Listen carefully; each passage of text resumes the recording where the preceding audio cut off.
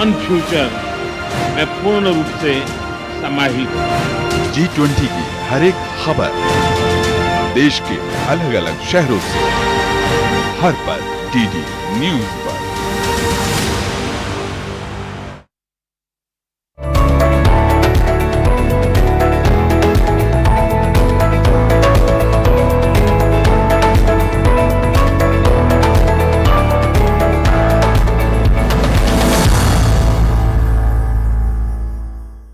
यूं तो खबरों की दुनिया में हर खबर है खास, लेकिन जो खबरें बढ़ाती हैं आपका हौसला और विश्वास, ऐसी तमाम खबरों को देश भर से समेट कर लेकर आते हैं हम अपने इस खास कार्यक्रम में। नमस्कार, मैं हूं शहला निगार और आप देख रहे हैं हमारा ये विशेष कार्यक्रम गुड न्यूज जज्बा इंडिया का। यहाँ होती हैं आम लोगों की बहुत खास कहानियां जो प्रेरणा देती हैं, कुछ कर गुजरने का जज्बा देती हैं। तो देर किस बात की है, चलिए शुरुआत करते हैं आज के इस खास प्रोग्राम की।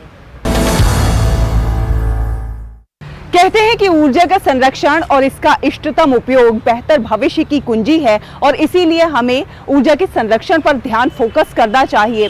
बहुत सारे लोग इसीलिए अब सौर ऊर्जा यानी कि अक्षय ऊर्जा की ओर आकर्षित हो रहे हैं और अपने जीवन में सौर ऊर्जा को अपनाते जा रहे हैं। आपको पुणे से एक रिपोर्ट दिखाएंगे कि किस तरह से MSR ऑलिव कोऑपरेटिव सोसाइटी ने अपनी पूरी सोसाइटी को ही सौर ऊर्जा से लैस कर दिया और इससे जहां इन लोगों की बचत हो रही है तो वहीं भविष्य के लिए निवेश भी हो रहा है। देखिए इस खास रिपोर्ट में। ये हैं दत्तानगर पुणे में कोऑपरेटिव हाउसिंग सोसाइटी लिमिटेड के निवासी, जिन्होंने एक अनूठा प्रयास किया है। इन लोगों ने अपनी पूरी सोसाइटी को सोलर पावर से लैस किया है। पीने के पानी को उठाने और लिफ्ट चलाने के लिए बिजली की आवश्यकता होती है। इसके साथ ही परिसर में रोशनी करने के लिए और फिर अन्य विविध उपयोग के लिए ये सोसाइटी भारी बिजली के साथ प्रति माह 1.5 लाख रुपए तक खर्च कर रही थी। इसके अलावा अन्य मासिक रखरखाव के लिए भी बड़ी रकम का भुगतान हो रहा था। इसका समाधान खोजने की कोशिश करते हुए और प्राकृतिक संसाधनों का इष्टतम उपयोग करते हुए आवासीय समाज के सदस्यों ने सामूहिक रूप से सोलर पैनल लगाने का निर्णय लिया। 2016 में 50 kW का 33 लाख रुपए में हमने ये प्रोजेक्ट खड़ा करने का प्रोग्राम चालू किया, जिसकी वजह से हमारा जो महीने का 1.5 लाख के करीब या 2 लाख रुपए के करीब तक हमारा बिल आता था, जो अभी करंटली सोलर बिठाने के बाद में अभी 0 रुपए से 5,000 रुपए तक अभी हमारा सोलर का बिल आ रहा है। और बहुत टाइम पे तो 0 या सिर्फ रेंट ही बिल आता है। और जैसे इस पे हमारा अभी स्ट्रीट लाइट्स, पैसेज की लाइट्स, पार्किंग लाइट्स, फिर अपना मोटर पंप्स, स्ट्रीट लाइट्स, ये सब अभी टोटली उस पे चल रहा है। लिफ्ट्स है और अभी आगे हम लोगों ने ये चार्जिंग स्टेशन का भी हमने प्रोविज़न चालू कर रहे हैं हम लोग। दूसरा CCTVs है। ये सब चीज़ें धीरे धीरे डेवलप हो रही है। इन्होंने अपनी छत पर 50 किलोवाट का सौर पैनल स्थापित करने के लिए लगभग 31 लाख रुपए खर्च किए। आपसी सहयोग और ऋण की मदद से 30 किलोवाट की अतिरिक्त सौर ऊर्जा इकाई स्थापित करने के लिए 15 लाख रुपए अतिरिक्त खर्च किए गए। फिर क्या था, सौर ऊर्जा पैनलों ने प्रतिवर्ष 70,000 से 1,20,000 रुपए की वार्षिक बिजली उत्पन्न की, जिससे बिजली की सभी जरूरतों को पूरा किया जा सकता है। और इसी का नतीजा है कि सोसाइटी में रहने वाले लोगों के प्रति माह बिजली बिल में काफी बचत हुई है। हमारे सोसाइटी में 2016 से सोलर का इम्प्लांटेशन किया है। तब से अभी तक हमारा सोसाइटी का जो मेंटेनेंस है वो उतना ही है। जो बिजली का खर्च होता था हर महीने में, तो वो बढ़ नहीं रहा, अभी आ ही नहीं रहा सोलर के कारण।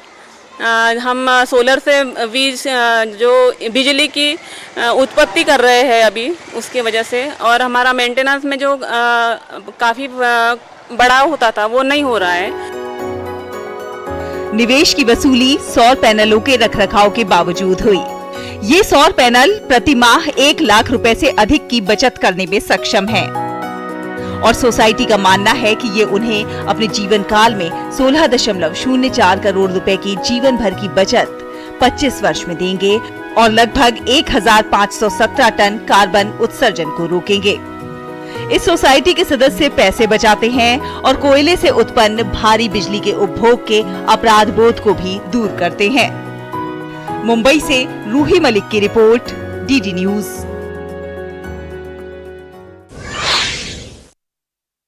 कहते हैं ना कि जन सहभागिता से अगर कोई बेहतर प्रयास किया जाता है तो उसमें सफलता निश्चित है। और चलिए आपको जन सहभागिता और आत्मनिर्भरता की एक और कहानी दिखाने जा रहे हैं। आपको लिए चलते हैं उत्तराखंड के नैनीताल जिले के जियोली गांव में। जियोली गांव आज अंतर्राष्ट्रीय स्तर पर अपनी एक अलग पहचान बना चुका है। ये अंतर्राष्ट्रीय स्तर पर मधु ग्राम के नाम से मशहूर है। इसका शहद देश विदेश में खूब डिमांड में रहता है, लेकिन ये उपलब्धि इसने ऐसे ही नहीं हासिल की। आज यहाँ पर हर हाथ को रोजगार है और ये सब संभव हुआ है जन सहभागिता से, बेहतर सोच से। किस तरह से ये मधु ग्राम में परिवर्तित हुआ और कैसी है यहाँ के लोगों की मेहनत, देखिए इस खास रिपोर्ट में।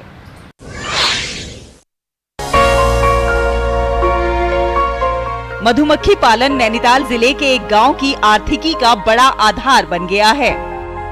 जी हाँ, ये है उत्तराखंड के नैनीताल जिले का जियोली गांव, जो शहद की वजह से अब मधु ग्राम बन गया है। लेकिन ये सफर इतना आसान भी नहीं था। एक समय था जब यहाँ रोजगार का कोई माध्यम नहीं होने से गांव में उजाड़ जैसे हालात थे। कुछ लोगों ने घर छोड़ना भी शुरू कर दिया था, मगर गांव के कुछ लोगों की सोच ने गांव की तकदीर बदल डाली। जियोली गांव के शहद की मांग अमेरिका से लेकर ब्रिटेन तक है। इस गांव के रहने वाले लोग प्रतिवर्ष 300 क्विंटल शहद का उत्पादन करने के साथ ही 500 रुपए प्रति किलो के हिसाब से बिक्री कर आर्थिक रूप से समृद्ध हो रहे हैं। गांव में निवास करने वाले 50 से 60 परिवार इसी कार्य से जुड़े हुए हैं। इसीलिए यहाँ शहद का कारोबार बहुत बढ़ गया है और लोग अच्छी आजीविका कमा रहे हैं। ये जियोली भीमताल ब्लॉक का एक जियोली गांव है, जो अपने आप में काफ़ी संपन्न गांव है। और सबसे बड़ी बात यह है कि यहाँ के लोग बड़े मेहनती हैं और आप देख सकते हैं कि यहाँ पर किस प्रकार से उन्होंने कृषि को अपनाया है और हर व्यक्ति काम करने वाला है और यहाँ से पलायन जीरो है। और सबसे बड़ी बात यह है जिसमें मधुग्राम का चयन हो रहा था, क्योंकि यहाँ के लोग मधुमक्खी पालन के लिए प्रसिद्ध हैं और ये लोग मधुमक्खी पालन के लिए यहाँ से कन्नौज, आगरा, देश के अनेक कोनों पे जाते हैं और वहाँ जाकर के अपनी मक्खियों को ले जाते हैं। और जब जिस समय जहाँ इनको नेक्टर और फ्लोरा मिलता है वहाँ जाकर के ये लोग अपनी मक्खियों को ले जाते हैं और शहद बनाते हैं। और यहाँ का शहद आज से नहीं, ब्रिटिश टाइम से फेमस है। पारंपरिक के साथ साथ फ्लेवर्ड शहद को भी बच्चे खासा पसंद कर रहे हैं। शहद उत्पादन को देखकर गांव की पहचान अब मधुग्राम के रूप में होने लगी है। और देखिए, शहद से बदली व्यवस्था को लोग कुछ ऐसे समझाते हैं।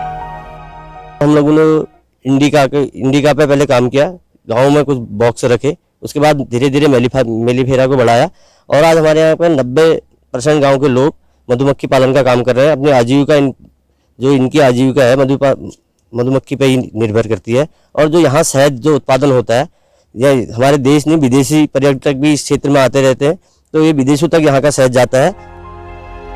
दैनिक जीवन में शहद की मिठास घुली तो जियोली ग्राम के परिवारों की आर्थिक स्थिति बेहतर हो गई। कल तक जो पाई पाई के लिए मोहताज थे, वो आज संपन्न जीवन व्यतीत कर रहे हैं। नैनीताल से गीतेश त्रिपाठी की रिपोर्ट, डीडी न्यूज।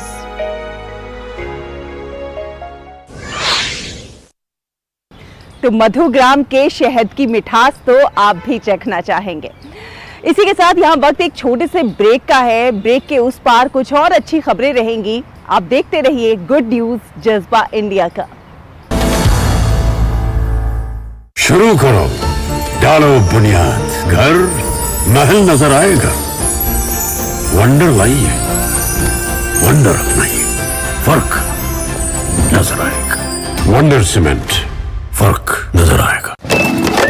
कब तक लंबी लाइनों में उम्र बिताइएगा? डिजिटल पेमेंट अपनाइए, चुटकी में हल पाइए। पुराने तरीके कब तक अपनाइएगा? डिजिटल पेमेंट बहुत आसान है, देखिए चुटकी में पेमेंट चुकाइए। बटुआ ढूंढ रहे हैं? डिजिटल पेमेंट अपनाइए, कभी भी कहीं भी और सुरक्षित। हमने तो इन्हें डिजिटल पेमेंट करना सिखा दिया है, आपने आरबीआई कहता है कि डिजिटल पेमेंट अपनाओ औरों को भी सिखाओ।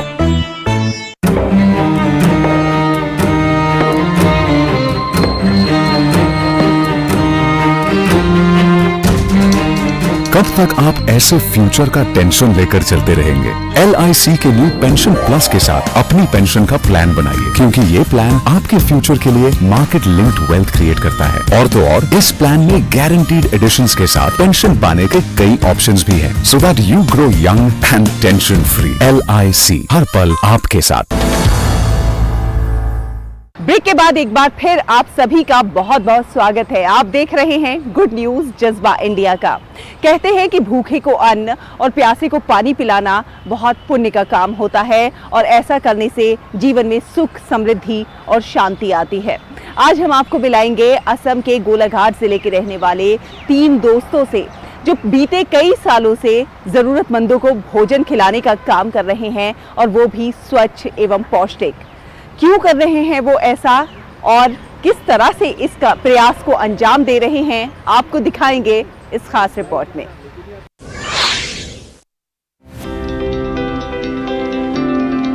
मिलिए दीपू गोगोई, प्रेम छेत्री और अशोक खनाल से।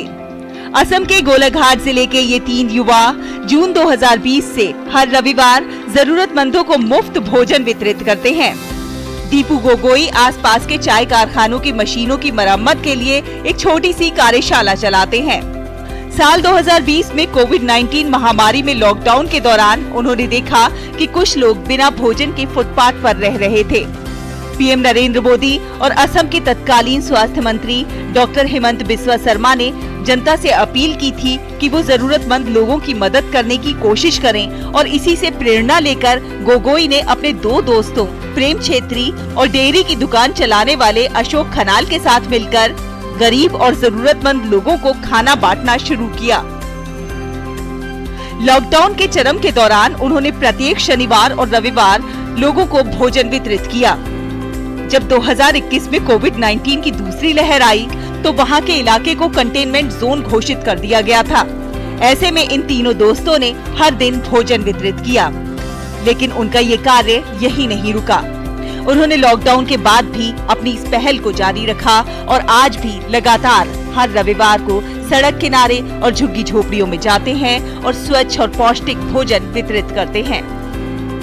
गोगोई और छेत्री का कहना है कि वो जो कुछ भी कमाते हैं उसमें से एक हिस्सा बचाते हैं और उस पैसे का इस्तेमाल गरीबों को खिलाने के लिए करते हैं। फुटपाथ में लोग बिना खाए लेट रहा था, तो मुझे लोगों ने देख के बोला कि भाई साहब कुछ खाने को मिलेगा क्या? तो मेरा यहाँ पे दिल पे लग गया। तो फिर मैं तुरंत एक होटल में गया, उसको रिक्वेस्ट करके 10 तो पराठा बोलते हैं, पराठा बना के लाया था मैं, और पानी के साथ पानी बोतल। तो उसी टाइम मेरा 800 रुपया खर्च हो गया। तो मेरा 2 भाई था, प्रेम छेत्री और अशोक खनाल, तो उन दोनों से बात किया। तो उन दोनों से बोला ठीक है, हम लोग कल से खाना बना के खिलाते हैं। तो तब से हम लोग शुरुआत कर दिया। तब करीब 20-30 लोगों के लिए हम लोग खाना बनाया था। इन तीनों युवकों के मानवता के इस कार्य की हर कोई सराहना कर रहा है। उम्मीद है कि अन्य लोग भी इनसे प्रेरणा लेंगे। मन में कुछ अच्छा करने की चाहत हो तो हर परिस्थिति में कोई न कोई राह जरूर निकल आती है। ये 3 युवा इसी बात को चरितार्थ कर रहे हैं, जो जरूरतमंदों को खाना खिलाकर इंसानियत की मिसाल पेश कर रहे हैं। Bureau report, DD news.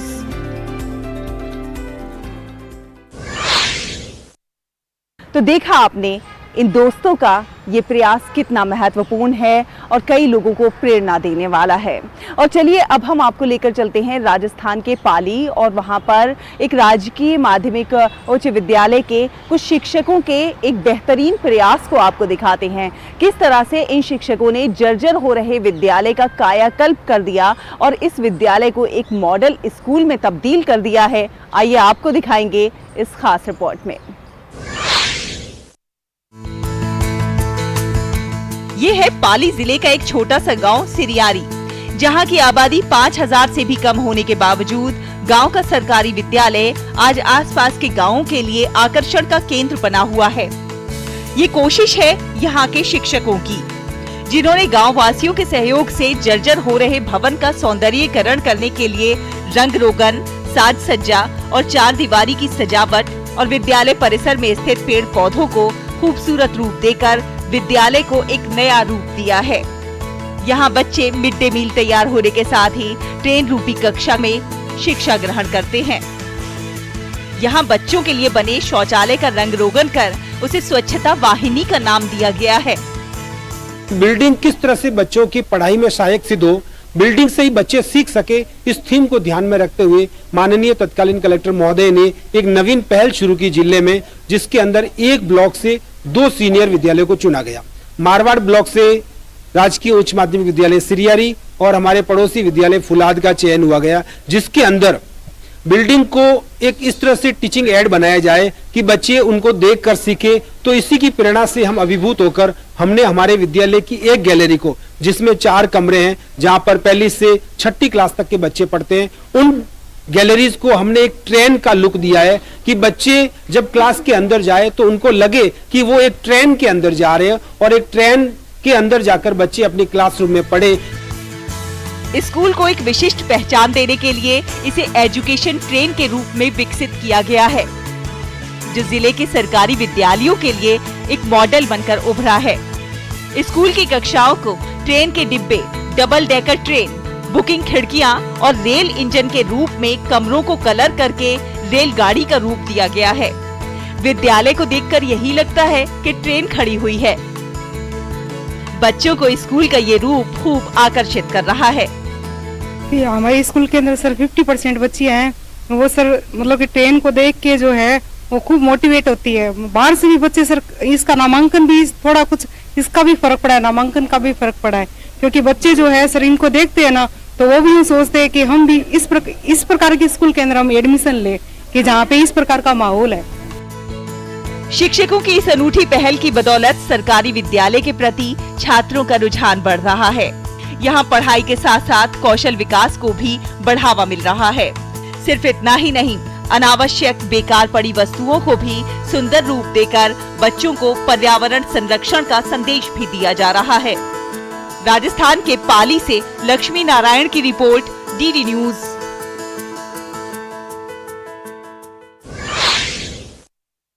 तो देखा आपने, इस स्कूल ने एक ट्रेन का स्वरूप ले लिया है और बच्चे इस ट्रेन रूपी स्कूल में पढ़ाई करके बहुत खुश हैं। इसी के साथ यहाँ वक्त एक छोटे से ब्रेक का हुआ है। ब्रेक के उस पार कुछ और अच्छी खबरें होंगी। आप देखते रहिए गुड न्यूज जज्बा इंडिया का। शुरू करो, डालो बुनियाद, घर महल नजर आएगा। वंडर लाइए, वंडर अपनाइए, फर्क नजर आएगा। वंडर सीमेंट, फर्क नजर आएगा। कब तक लंबी लाइनों में उम्र बिताइएगा? डिजिटल पेमेंट अपनाइए, चुटकी में हल पाइए। पुराने तरीके कब तक अपनाइएगा? डिजिटल पेमेंट बहुत आसान है, लेकिन चुटकी में पेमेंट चुकाइए। बटवा ढूंढ रहे? डिजिटल पेमेंट अपनाइए, कभी भी कहीं भी और सुरक्षित। हमने तो इन्हें डिजिटल पेमेंट करना सिखा दिया है। आपने? आरबीआई कहता है कि डिजिटल पेमेंट अपनाओ, औरों को भी सिखाओ। Invest once and enjoy guaranteed maturity with life cover with LIC's Dhan Varsha, a single premium plan for your family's security and prosperity. कौन सा परफ्यूम है? परफ्यूम बहुत फ्रेश लग रहे हो। पार्लर गई थी? No parlour, no facial. ये है मेरा फेवरेट सोप। ये एकमात्र साबुन है जो आत्मविश्वास देता है। Mysore sandal soap. बीते कुछ वर्षों में कोरोना महामारी के चलते बहुत सारे लोगों को अपने रोजगार से हाथ धोना पड़ा था, लेकिन बहुत सारे लोगों ने इस आपदा को भी अवसर में तब्दील किया और अपने लिए स्वरोजगार को अपनाया और अपनी आर्थिकी को मजबूत किया। कुछ ऐसे ही हैं हिमाचल प्रदेश के हमीरपुर के रहने वाले 3 भाई। इन 3 भाइयों ने दुग्ध उत्पादन को अपनाया और देखिए दुग्ध उत्पादन की दिशा में आज ये नए कीर्तिमान स्थापित कर रहे हैं और किस तरह से आत्मनिर्भर और स्वावलंबी बने हैं, आपको दिखाएंगे इस रिपोर्ट के जरिए। हिमाचल प्रदेश के भोरंज विधानसभा क्षेत्र के मनोह प्लासी गांव के 3 युवा सगे भाइयों ने आत्मनिर्भरता की मिसाल पेश की है।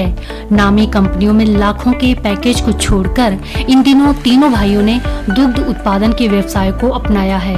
इस व्यवसाय के तहत इन्होंने गाय, मुर्गी और बकरी पालन का काम शुरू किया है और दुग्ध उत्पादन का कारोबार कर रहे हैं। इन तीनों भाइयों में सबसे बड़े भाई गुलशन संधू ने एक अंतर्राष्ट्रीय स्तर की कंपनी में कई साल नौकरी की। इसके अलावा उनके 2 छोटे भाइयों ने भी करीब 5 साल तक विभिन्न शहरों में कई कंपनियों में काम किया। कोरोना काल में नौकरी गंवाने के बाद अब इन तीनों भाइयों ने दुग्ध उत्पादन की दिशा में कदम बढ़ाया है। हम 3 भाई हैं। हम लोग अपनी सारी जो बड़ी बड़ी जॉब्स थी वो सारी छोड़ के अब गांव में आ रहे हैं और एक बहुत अच्छा सेटअप हमने तैयार किया है और एक अच्छा रोल मॉडल बनने की राह पे हम चल रहे हैं जी। बट अभी मैं थैंक्स देना चाहता हूँ हमारी डिस्ट्रिक्ट एडमिनिस्ट्रेशन और मोदी जी का। सबसे बड़े तो इसके चालक मोदी जी हैं, जिन्होंने आत्मनिर्भर भारत के थ्रू हमें एक किसान क्रेडिट कार्ड प्रोवाइड कराए, जिससे हमें एक उम्मीद जागी है। एक यूथ अब 3 लाख तक का लोन आराम से किसी विदाउट कोई सिक्योरिटी के आप आसानी से प्राप्त कर सकते हैं। तो इसके लिए हम बहुत आभार व्यक्त करते हैं और जरूर है, बिल्कुल है कि एक आशा की किरण है कि हम पशुपालकों की तरफ भी और फार्मर्स की तरफ भी सरकार ध्यान दे रही है। अच्छे ये तीनों भाई वर्तमान में रोजाना 300 लीटर तक दुग्ध उत्पादन कर रहे हैं। इनके द्वारा उत्पादित किए गए दूध की 10 किलोमीटर के क्षेत्र में आपूर्ति हो रही है। इस डेयरी फार्म को ओपन करने का हमारा बेसिक कंसेप्ट ये था कि जो हमारे पूर्वज हैं, basically we belong to farmer family. तो मेरे दादाजी ने काफ़ी मेहनत की थी इस ज़मीन को बचाने में और इसको खेतीबाड़ी करने की। उस टाइम पे बहुत मेहनत करते थे। उसके बाद हमारी जनरेशन जो है वो बाहर, यूथ जितना भी है वो घर से बाहर निकल रहा है और वहाँ पे हम शिकार हो रहे हैं लोन्स का। बिकॉज घर खरीद रहे हैं तो लोग बोल रहे हैं वहाँ हमारी वैल्यू है ज़मीन की, आपके हिमाचलियों की नहीं है। तो इस कंसेप्ट को चेंज करने के लिए हमने डेयरी फार्म, ताकि हमारी जो लैंड है, विलेज की लैंड है, वो डेवलप हो, मैक्सिमम यूथ इसको काम को देख के एक्सेस में हम दूध पैदा करें और अपनी सोसाइटी में प्योर दूध प्रोवाइड कराएं, चाहे वो काऊ मिल्क हो, चाहे वो बफेलो मिल्क हो। हम हर कंसेप्ट पे जा रहे हैं। लाइकवाइज हमने मुर्गी पालन भी शुरू किया है, गोट फार्मिंग भी शुरू करने जा रहे हैं और काफ़ी युवाओं को हम प्रेरित भी कर रहे हैं। गुलशन संधू और उनके भाई दुग्ध उत्पादन का काम शुरू कर आज आत्मनिर्भर हो गए हैं और क्षेत्र के अन्य युवाओं को भी वे अपना काम शुरू करने के लिए प्रोत्साहित कर रहे हैं। उनका कहना है कि इस कारोबार में सरकार से भी उन्हें पूर्ण सहयोग मिल रहा है। डीडी न्यूज के लिए हमीरपुर से सुशील शर्मा की रिपोर्ट। म्यूरल आर्ट का फैशन अब लोगों के सर चढ़कर बोल रहा है। किसी भी शहर में जाइए और वहां पर सरकारी इमारतों को आप देखिए तो सरकारी इमारतों की दीवारें अब सूनी नजर नहीं आती। सड़कों के किनारे जो दीवारें हैं उन पर भी खूबसूरत आर्ट दिखाई देती है। इसी आर्ट को म्यूरल आर्ट कहते हैं और देश भर में जगह जगह तमाम सूनी पड़ी दीवारों को नौजवानों ने अपनी इस आर्ट से रंगीन कर दिया है और इसके जरिए तमाम खूबसूरत मैसेजेस भी ये लोगों को दे रहे हैं। कुछ ऐसा ही प्रयास प्रयागराज में भी हुआ है। यहाँ नौजवानों ने अपनी इस कला से प्रयागराज को खूबसूरत बना दिया है। देखिए ये खास रिपोर्ट।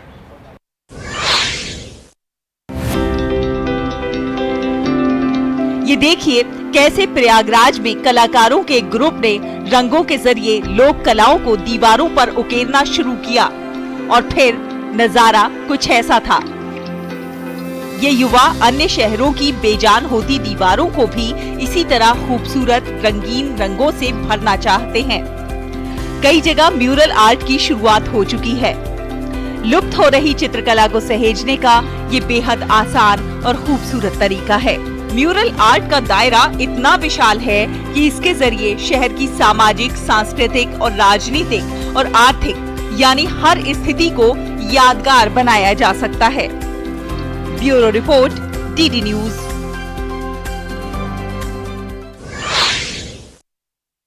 तो देखा आपने, हमारे देश के लोगों में कौशल अपार है, प्रतिभा अपार है, बस जरूरत है उन्हें एक छोटा सा मौका मिलने की। और जब जब हमारे देश के लोगों को मौका मिलता है वो कुछ ना कुछ अच्छा और खास करके जरूर दिखाते हैं।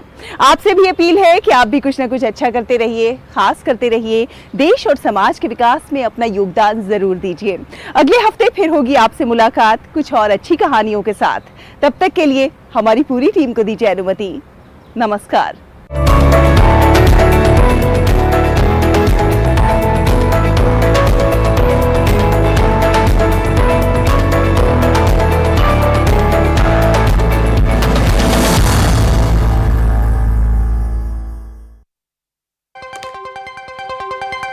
राजनीति की चाल से दुनिया के हाल तक, खेल के मैदान से किसान के खलियान तक, दिन भर की हर छोटी बड़ी खबर को समेटे खबर के हर किरदार को दिखाते हैं हम। डीडी न्यूज का प्राइम टाइम शो, सटीक और भरोसेमंद खबरें, खबर ही नहीं खबर का विश्लेषण भी, नए तेवर, नए कलेवर, नई धार।